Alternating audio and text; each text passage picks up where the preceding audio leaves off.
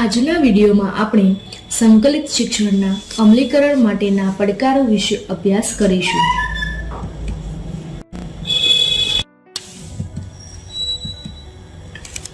સંમિલિત વર્ગખંડમાં શિક્ષકોએ વિવિધ અધ્યયન ક્ષમતા ધરાવતા બાળકો સુધી શ્રેષ્ઠ રીતે પહોંચવા માટે વિવિધ પ્રકારની શિક્ષણ પદ્ધતિઓનું એકીકરણ કરવું પડે. આમાં પરંપરાગત વર્ગખંડમાં અભ્યાસ કરતા વિદ્યાર્થીઓને પણ લાભ થશે, કારણ કે તેઓ અધ્યયન પ્રક્રિયામાં તેમના ધ્યાનમાં વધારો કરી શકે છે, જેની સાથે સાથે હોશિયાર અને ઝડપી અધ્યેતાઓ પર્યાવરણનો લાભ ઉઠાવી શકશે, જે બધા જ વિદ્યાર્થીઓના અભિપ્રાયો પર ભાર આપે છે.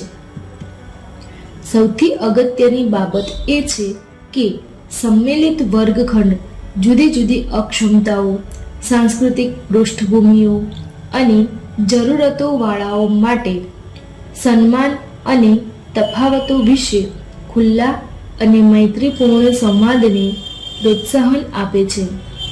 સંમિલિત શિક્ષણના અમલીકરણમાં ઘણા પડકારો પણ રહેલા છે. સંમિલિત શિક્ષણ શીર્ષકવાળા યુનેસ્કોના લેખમાં એમાંના ઘણાની રૂપરેખા આપેલી છે. વલણો. સામાજિક ધોરણો સંમિલિતતા માટે ઘણીવાર વ્યક્તિઓ, શાળાઓ અને શિક્ષકોના નકારાત્મક વલણો સૌથી મોટો અંતરાય બને છે. જૂના વલણો મૃતપ્રાય થવા છતાં હજુ ઘણા વિકલાંગ અને અધ્યયન સમસ્યાઓ ધરાવતા તથા લઘુમતી સંસ્કૃતિમાંથી આવતા વિદ્યાર્થીઓના અનુકૂલનને અવરોધે છે. બાળકોના તફાવતો ધરાવનાર પ્રત્યે પૂર્વગ્રહો પક્ષપાત તરફ દોરી જઈ શકે, જે શિક્ષણ પ્રક્રિયાને અંકુશમાં રાખે છે.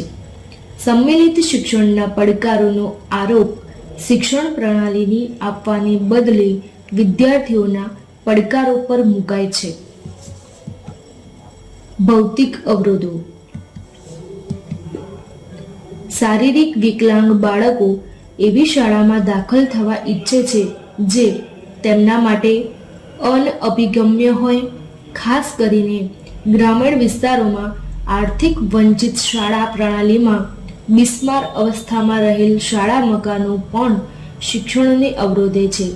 આમાંની ઘણી સગવડો કોઈ પણ વિદ્યાર્થીઓ માટે સલામત કે આરોગ્યપ્રદ હોતી નથી. ઘણી શાળાઓ પાસે ખાસ જરૂરિયાતોવાળા વિદ્યાર્થીઓ માટે યોગ્ય સગવડો હોતી નથી તથા સ્થાનિક સરકાર ફંડના અભાવે કે નાણાકીય મદદ આપવાના અભાવે થતા પર્યાવરણ અંતરાયોમાં બારણા, પસાર થવાનો રસ્તો, સીડીઓ, રસ્તાઓ અને મનોરંજન માટે જગ્યા વગેરેનો સમાવેશ થાય છે. આ બાબતો શાળાના મકાનમાં કે વર્ગખંડમાં સરળતાથી વિદ્યાર્થી પ્રવેશમાં અંતરાય બને છે. અભ્યાસક્રમ. જટિલ અભ્યાસક્રમ જે પ્રયોગો અથવા વિવિધ શિક્ષણ પદ્ધતિઓના ઉપયોગની છૂટ નથી આપતો, તે પણ સંમિલિતતા માટે મોટો અંતરાય રૂપ છે. અધ્યયન શૈલીઓને ન ઓળખનાર અભ્યાસ આયોજનો તમામ વિદ્યાર્થીઓ માટે શાળા અનુભવ પ્રાપ્ત કરવાના માર્ગને રૂંધે છે. મોટાભાગના અભ્યાસક્રમો બાળકોની વિકલાંગતા અને અક્ષમતાને ધ્યાનમાં રાખીને તૈયાર કરવામાં આવતો નથી. તેથી સંમિલિત શિક્ષણ આપવામાં ખૂબ જ મોટા અવરોધો ઊભા થાય છે. શિક્ષકો. સફળ સંમિલિતતા માટે વિવિધ ક્ષમતા ધરાવતા વિદ્યાર્થીઓ માટે કાર્ય કરવામાં બિન તાલીમી અને અનિચ્છુક તથા નિરુત્સાહી શિક્ષકો નુકસાનકારક બને છે. ઘણીવાર તાલીમ વાસ્તવિક અસરકારકતા માટે ટૂંકી પડે છે અને મોટા કાર્યભારના તણાવ નીચે કામ કરતા અધ્યાપકોને વધારાની ફરજો માટે મોકલવામાં આવતા હોય છે, જેને કારણે શિક્ષકો ઉત્સાહ વિના પોતાના કાર્ય કરે છે, જેને કારણે શાળામાં સંમિલિતતામાં વિઘ્નો ઊભા થાય છે. શિક્ષકો કેટલીક વખત વિકલાંગ અને અક્ષમ બાળકો પ્રત્યે ભેદભાવ અને ઘૃણાની નજરે જોતા હોય છે અને તેમને સામાન્ય બાળકોથી અલગ રાખે છે, જેને કારણે સંમિલિત શિક્ષણ આપવામાં વિઘ્નો જોવા મળતા હોય છે. ભાષા અને પ્રત્યાયન.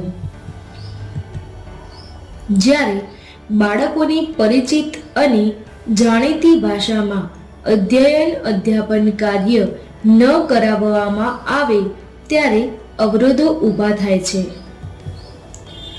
બાળકો સાથે તેમની અક્ષમતાનો પ્રકારને ધ્યાનમાં રાખીને તેમની સાથે તે સમજી શકે તેવી ભાષા અને ચિહ્નોને દ્વારા પ્રત્યાયન કરવું અનિવાર્ય છે, જેથી તેઓ અસરકારક રીતે અધ્યયન કરી શકે છે. પરંતુ કેટલીક વખત વિદ્યાર્થીઓ નવીન ભાષા દ્વારા અધ્યયન કરવાની અપેક્ષા રાખતા હોય છે, જે કેટલાક કિસ્સામાં તેમના માટે અપરિચિત હોય છે, જે સફળ અધ્યયન માટે સ્પષ્ટ રીતે અંતરાય છે. આમ વિદ્યાર્થીઓ અપરિચિત હોય અને તેઓની સમજ શક્તિ કરતા બહાર હોય તેવી ભાષા દ્વારા પ્રત્યાયન કરવામાં આવે તો વિઘ્નો ઊભા થાય છે અને સંમિલિત શિક્ષણ પૂરું પાડી શકાતું નથી. આર્થિક અને સામાજિક પરિબળો. પારંપરિક રીતે ગરીબ અને સરેરાશ કરતાં ઊંચી બેરોજગારી દર ધરાવતા વિસ્તારોમાં શાળાઓમાં એ પ્રકારનું પર્યાવરણ હોય છે કે જેથી સંસ્થામાં સંખ્યામાં ઘટાડો જોવા મળે છે. ત્યાં વિદ્યાર્થીઓની પાયાની જરૂરિયાતો સંતોષી શકાતી નથી અને અધ્યયન પ્રક્રિયામાં બીજા અંતરાયો નડે છે. કાયમી અધ્યેતાઓને પણ હિંસા, નબળી આરોગ્ય સેવાઓ અને અન્ય સામાજિક પરિબળો અંતરાય ઊભો કરે છે અને આ પડકારો સંમિલિતતાને અશક્ય જેવી બતાવે છે. ઘણીવાર વિશિષ્ટ બાળકોને શિક્ષણ આપવા માટે શાળાઓ ઊંચી ફી વસૂલ કરતા હોય છે, જેના કારણે ગરીબ વર્ગના બાળકો પોતાના બાળકોને શિક્ષણ પૂરી પાડી શકતા નથી અને સંમિલિતતા કરવા માટે પડકારો અને વિઘ્નો ઊભા થાય છે. નાણાકીય તંગી. સંમિલિતતા માટે પૂરતું ભંડોળ હોવું આવશ્યક છે, પણ તે ભાગ્યે જ જોવા મળતી હોય છે. ઘણી શાળાઓ પૂરતી સગવડો, યોગ્ય રીતે તાલીમ પામેલ લાયકાત ધરાવતા શિક્ષકો અને બીજા કર્મચારીઓ, શૈક્ષણિક સામગ્રી અને સામાન્ય મદદના અભાવનો સામનો કરી રહી છે. ઘણી શૈક્ષણિક પ્રણાલીમાં સ્ત્રોતોનો વ્યાપક અભાવ છે. શૈક્ષણિક સંસ્થાની શિક્ષણ પ્રણાલી. શૈક્ષણિક શિક્ષણ પ્રણાલી હકારાત્મક પરિવર્તન અને પહેલ કરવામાં ભાગ્યે જ પરિણામદાયી હોય છે. નિર્ણયો શાળાના ઉચ્ચ સત્તાધીશો પાસેથી આવતા હોય છે, જેનું કેન્દ્રબિંદુ ગુણવત્તાયુક્ત શિક્ષણ કરતાં વધુ કર્મચારીઓની માન્યતા આપવાનું હોય છે.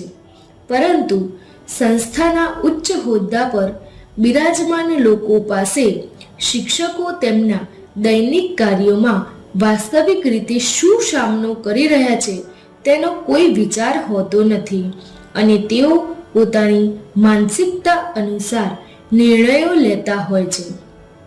શૈક્ષણિક પ્રણાલી મોટાભાગે સામાન્ય બાળકો અને શિક્ષકોને ધ્યાનમાં રાખીને તૈયાર થતી હોય છે, જે સંમિલિતતા માટે સમસ્યારૂપ સાબિત થાય છે. નીતિ એક પડકાર તરીકે. જ્યારે પણ શિક્ષણને લગતી નીતિઓ ઘડવામાં આવે છે, ત્યારે નીતિનું ઘડતર કરનાર વ્યક્તિઓ, નેતાઓ, અધિકારીઓ, વિશિષ્ટ બાળકો, અક્ષમતા ધરાવતા બાળકો અને વિકલાંગ બાળકોને ધ્યાનમાં રાખવામાં આવતા નથી. મોટાભાગની નીતિઓ સામાન્ય બાળકોને ધ્યાનમાં રાખવામાં આવે છે, જેને કારણે સંમિલિતતા માટે નીતિઓ પડકારરૂપ સાબિત થાય છે. ઘણા નીતિ ઘડનારા સંમિલિત શિક્ષણને સમજતા નથી કે તેમાં માનતા નથી, અને આ નેતાઓ નીતિને વધુ સંમિલિત બનાવવા નિષ્ફળ પ્રયાસો કરતા હોય છે.